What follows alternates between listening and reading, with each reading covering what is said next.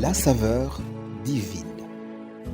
Cette bonne nouvelle du royaume sera prêchée dans le monde entier pour servir de témoignage à toutes les nations. Alors viendra la fin. Préparation et présentation, Immaculée Milanesa.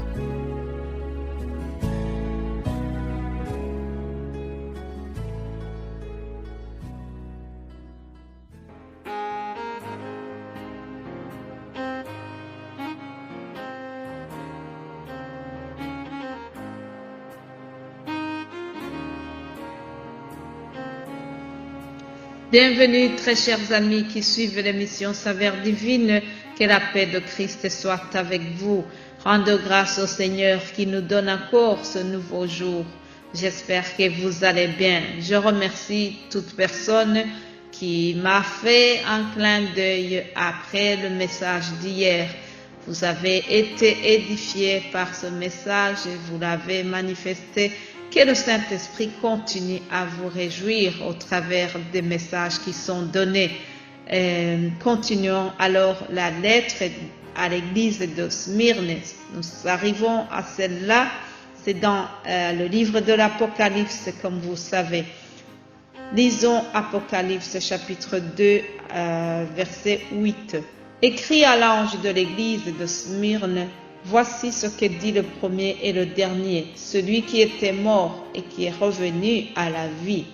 Je connais ton affliction et ta pauvreté, bien que tu sois riche, et les calomnies de la part de ceux qui se disent juifs et ne le sont pas, mais qui sont une synagogue de Satan. Ne crains pas ce que tu vas souffrir. Voici, le diable jettera quelques-uns d'entre vous en prison, afin que vous soyez éprouvés et vous aurez une tribulation de 10 jours. Sois fidèle jusqu'à la mort et je te donnerai la couronne de la vie. Alléluia. Que celui qui a des oreilles entende ce que l'Esprit dit aux églises. Celui qui vaincra n'aura pas à souffrir la deuxième mort. Alléluia. Celui qui vaincra n'aura pas à souffrir la seconde mort. Ça, c'est déjà une récompense. Chers amis, que devons-nous retenir de cette courte lettre? Premièrement, c'est que Jésus-Christ est l'alpha et l'oméga. Au commencement était la parole. C'est ce que dit l'apôtre Jean au début de son évangile. Au commencement était la parole. Au commencement de toutes choses, il y a Jésus-Christ. Il est le début et la fin de toutes choses. C'est lui qui détermine tout. Avant lui, il n'y a personne. Et après lui, il n'y a personne. Alléluia. Au commencement était la parole. Deuxième chose que nous retenons, c'est la résurrection de Jésus-Christ. Il rappelle que Jésus est ressuscité. Sa résurrection, ça fait notre force. La résurrection de Jésus-Christ nous donne aussi l'espérance. C'est ça l'espérance de tout chrétien, de tout croyant en lui. Celui qui croit en Jésus-Christ vivra même s'il est mort. Alléluia. Voilà ce qui fait notre espérance.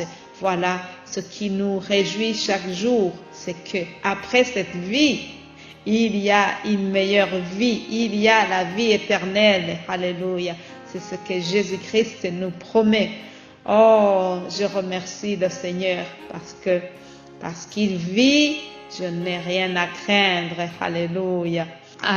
Autre chose, ce que nous retenons de cette lettre, c'est que Jésus-Christ vient renforcer, vient réconforter cette église. Le Saint-Esprit vient réconforter cette église.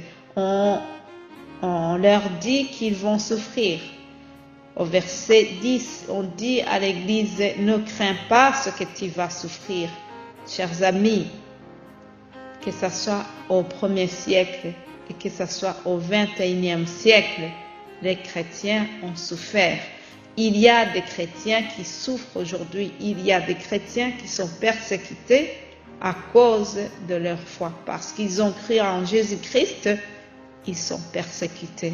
Je ne vous apprends rien. Vous pouvez aller sur Internet, vous verrez cela. Si vous tapez les massacres de la Saint-Barthélemy, vous verrez qu'il y a des chrétiens qui ont souffert à cause de leur foi. Si vous tapez les martyrs de l'Ouganda, vous verrez.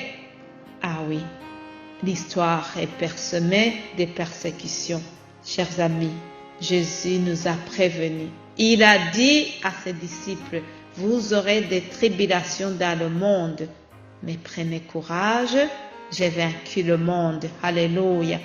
Nous avons Jésus-Christ qui a souffert avant nous, mais il a vaincu. Et parce qu'il a vaincu, il nous promet aussi la victoire. Chers amis, je pense qu'il n'y a personne qui aime bien souffrir. Si on a inventé des soins palliatifs aujourd'hui, c'est pour alléger justement la souffrance, c'est pour alléger la douleur. Personne ne veut souffrir, mais il y a des héros qui ont accepté de souffrir jusqu'à la mort pour Jésus-Christ. Alléluia.